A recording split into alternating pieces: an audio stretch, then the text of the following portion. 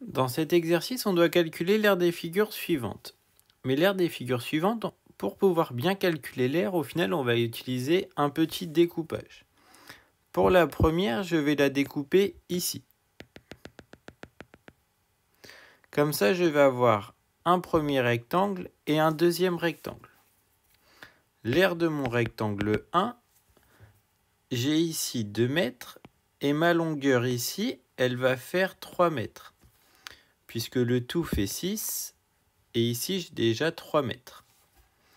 Donc mon premier rectangle, il a une aire de 3 mètres sur 2 mètres, donc il a une aire de 6 mètres carrés. Mon rectangle 2, il a une aire de 6 mètres sur cette longueur-là. Cette longueur-là, elle mesure 3 mètres, puisque sur les 5 mètres, j'en ai déjà 2 de distribués. Donc je vais avoir 6 mètres sur 3 mètres, ce qui va me donner une aire de 18 mètres carrés. Ma première fait 6, ma deuxième fait 18. Il ne me reste plus qu'à additionner les deux pour obtenir une aire de 24 mètres carrés. Pour ma deuxième figure, je vais la découper autrement. En fait, je vais dire que ici j'ai un grand rectangle de 8 décimètres sur 12 décimètres. Puis après, je vais enlever ce carré ici. Je vais calculer l'aire de ce carré et je vais l'enlever.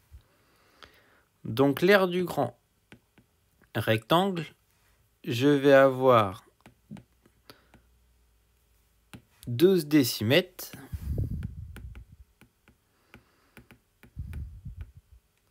sur 8 décimètres, ce qui me donne une aire pour mon grand rectangle de 96 décimètres carrés. Maintenant, je vais calculer l'aire du carré. L'aire du carré, c'est côté fois côté.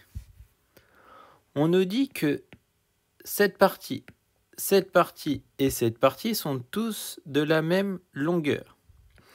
Donc j'ai 12 décimètres que je dois partager en 3 parts égales. Ça veut dire qu'une longueur va faire 4 décimètres.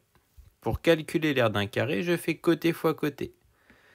4 décimètres fois 4 décimètres me donne 16 décimètres carrés.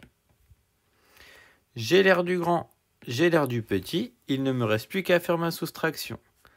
96 décimètres carrés moins 16 décimètres carrés va nous donner une aire de 80 décimètres carrés.